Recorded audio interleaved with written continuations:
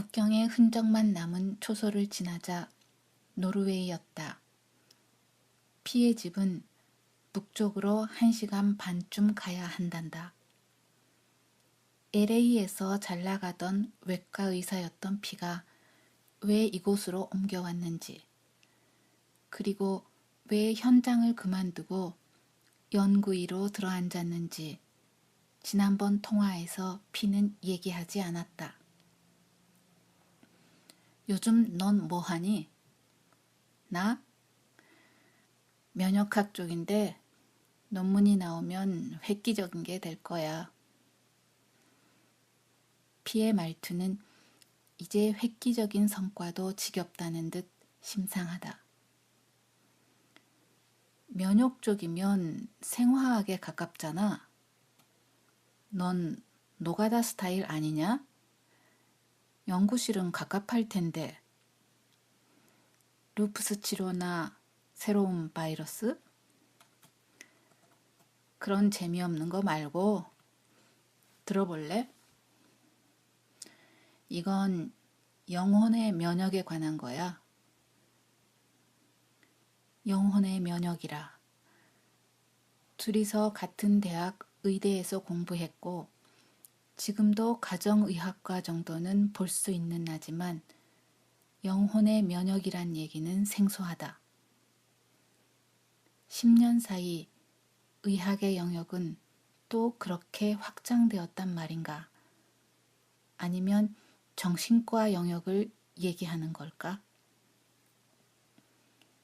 피는 약간 뜸을 들이며 컵 홀더에 꽂힌 볼빅을 집어 한 모금 마시는데 휘발성의 향이 살짝 코끝을 스친다. 병 속의 물은 노릇게한 색깔을 띠고 있다. 기억에 대한 면역이라고나 할까? 예컨대 면역이란 게 뭐니? 한 번 앓은 질병에 대한 육체의 기억이라고 얘기할 수 있잖아. 홍역이나 수두를 한 번 앓으면 평생 다시는 앓지 않는 것처럼 약물로 뇌의 특정 부분에 있는 기억 메커니즘을 해제할 수 있느냐에 대한 연구야. 이론은 알겠는데 그게 현실적으로 가능할까? 그 특정한 기억이 뭔데?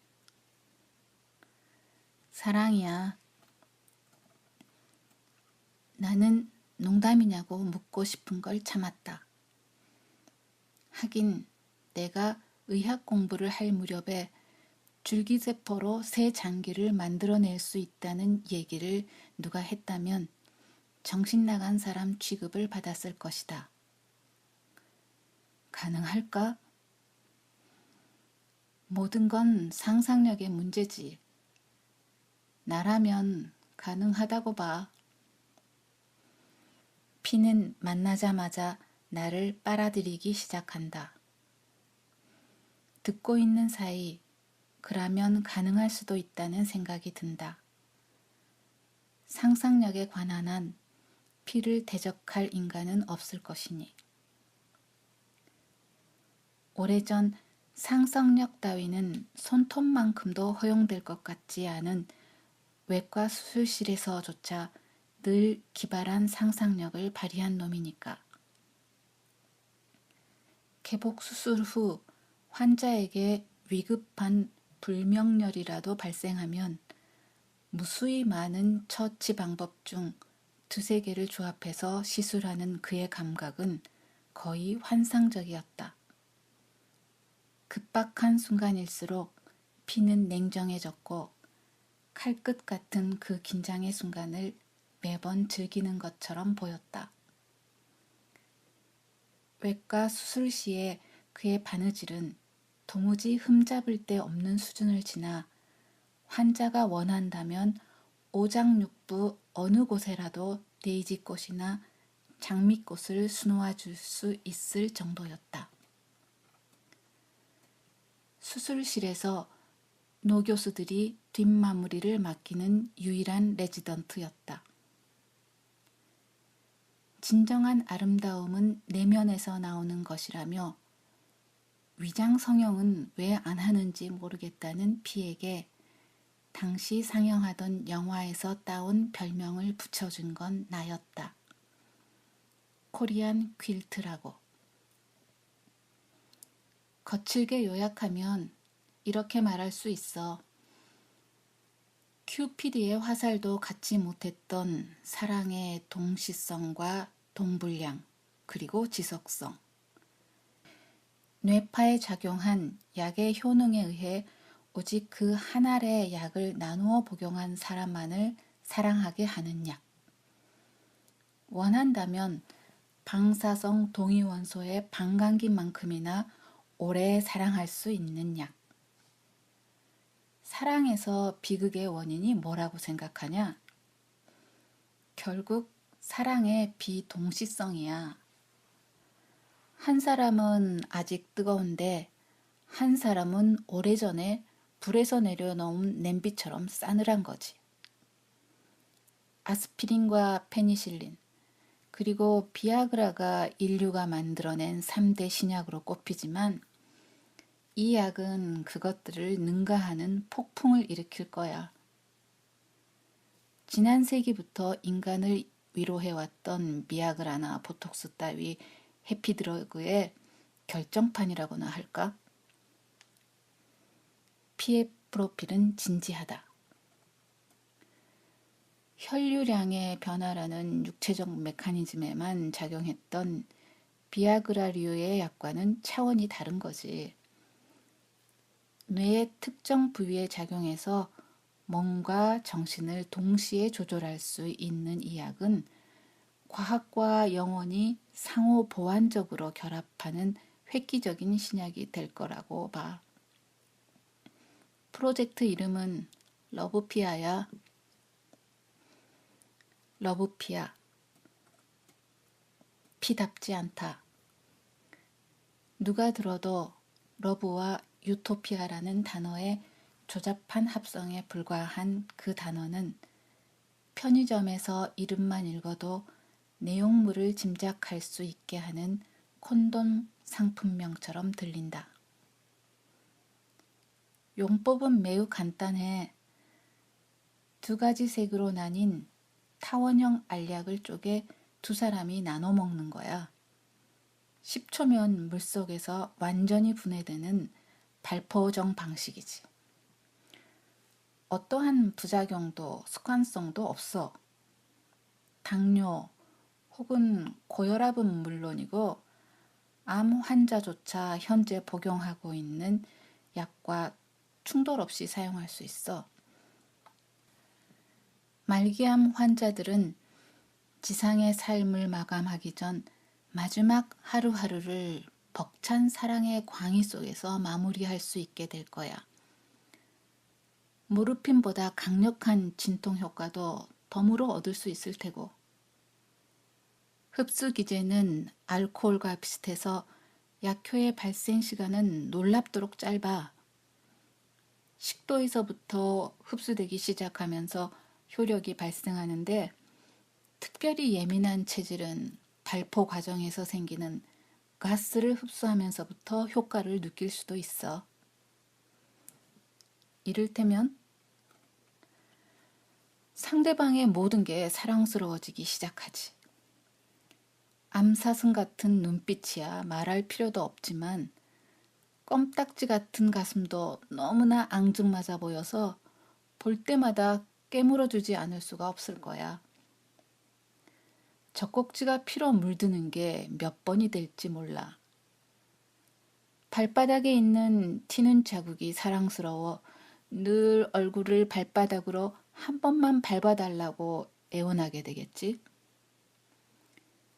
그녀에게 흰머리가 생긴다면 미술에 대해 아무것도 모르는 사람도 흑백 미니멀리즘의 미학을 느낄 수 있을 거야.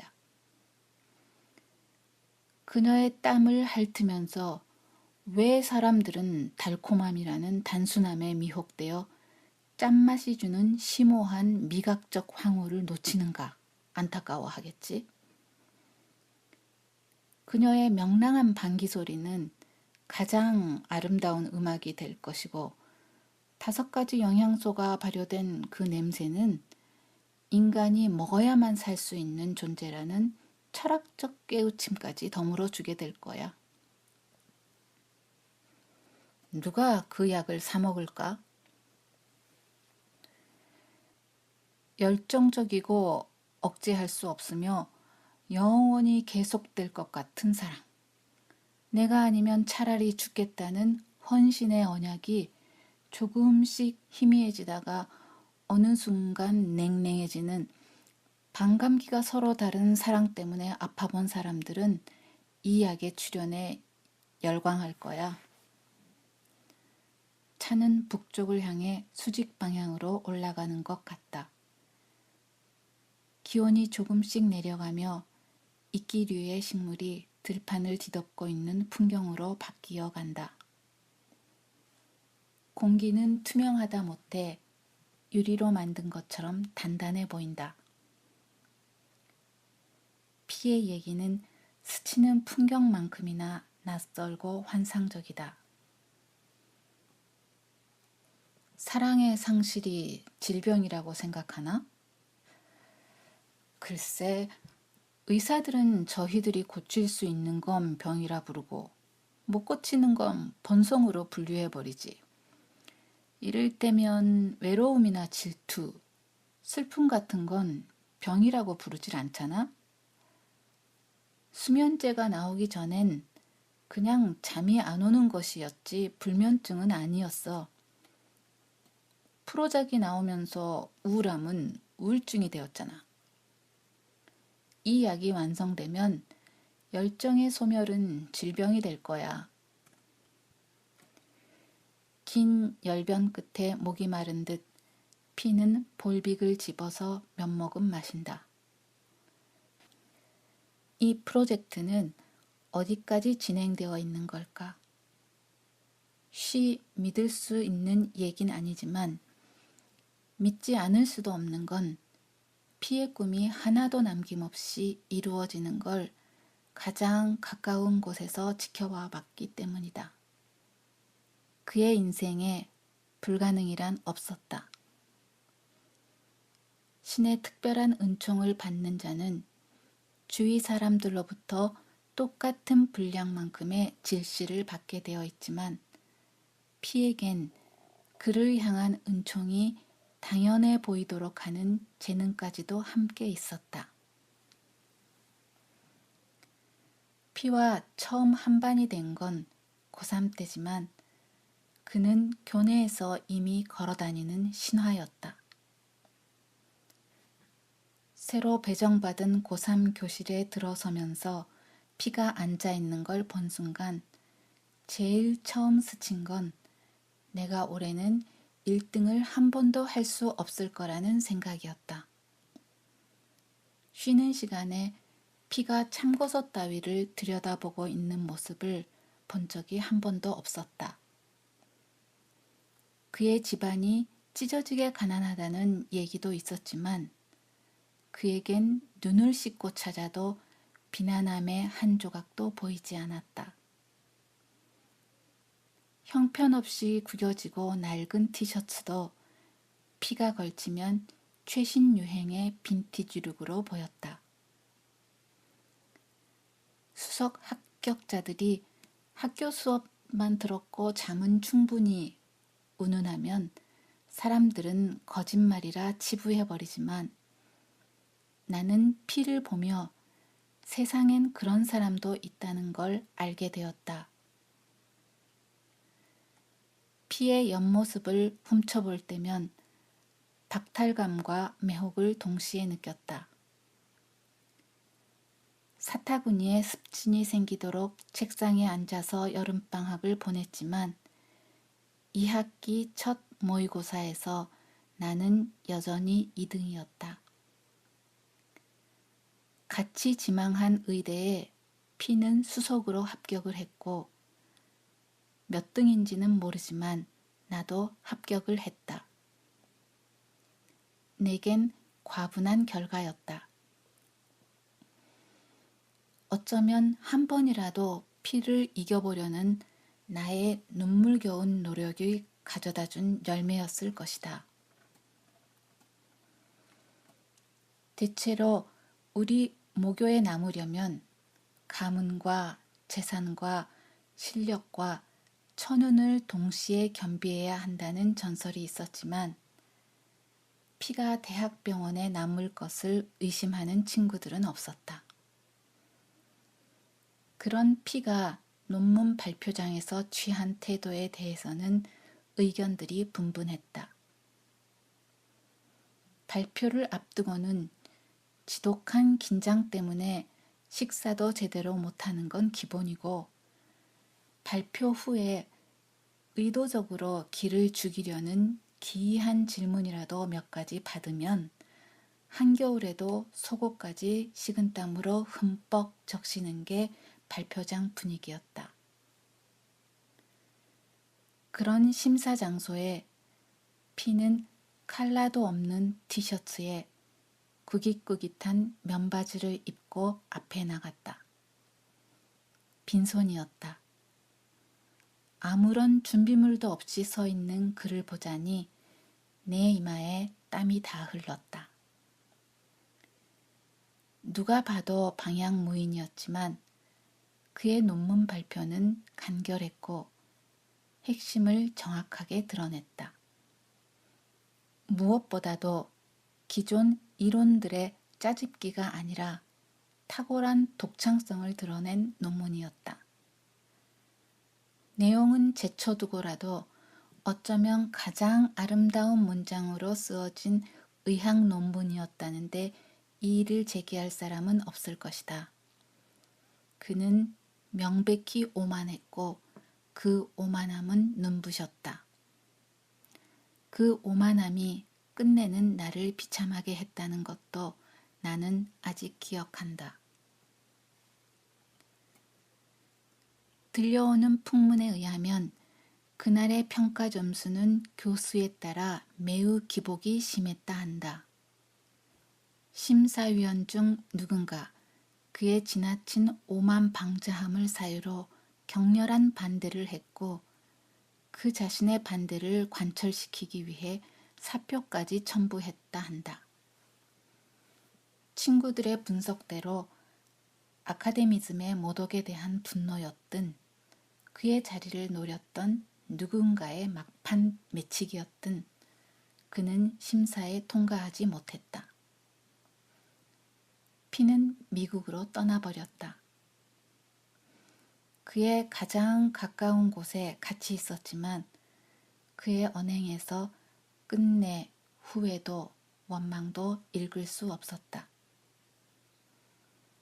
그가 없는 빈자리에서 나는 내게 질문을 했다. 의사로 사는 것이 내가 진정으로 원하는 길이었나? 이 일이 너를 행복하게 해줄 것이라고 생각하나? 내게 피는 라이벌이었을까? 그러지 못했다.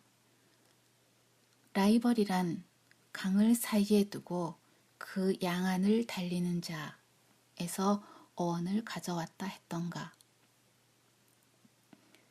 서로의 모습을 곁눈질하며 터질 듯한 심장과 경련을 일으키는 다리를 질질 끌고라도 기어이 나를 달리게 하는 자. 그러나 나는 한 번도 피와 나란히 달려보지 못했다. 피에 뒤에서 늘 숨이 찼다. 강 저쪽, 아득한 앞에서 남아 그의 모습이 완전히 사라지자 나는 바로 길을 잃었다. 그가 사라졌을 때의 좌절이 그가 있었을 때의 좌절보다 크게 다가온 것은 예기치 못한 감정이었다. 피는 내 인생의 내비게이션이었고 보이긴 하지만 거리를 좁힐 수 없는 무지개였다. 이즈음도 가끔 꿈을 꾼다. 안개 짙은 강변, 푸르스름한 안개 저편 강가에 차갑고도 단정한 프로필로 달려가는 한 청년의 모습이 보인다. 그는 결코 나를 돌아보지 않는다. 미국으로 가서도 피의 소문은 늘 실시간으로 한국으로 날아와 떠돌았다.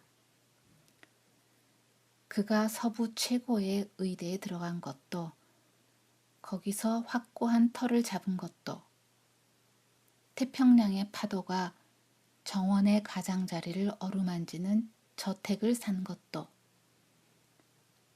오래지 않아 외과팀의 캡틴이 된 소식도 우리들에겐 그리 놀랍지 않았다. 그라면 그랬을 것이다. 그가 놀기엔 너무 작아 떠나버린 연못에서 나는 오글오글 헤엄치고 있었다. 그가 떠난 후로 그에 대한 의식의 부피는 머릿속에서 크고 더 생생하게 부풀어 올랐다. 나는 그를 떠나보내지 못했다. 나는 의사의 길을 포기했다.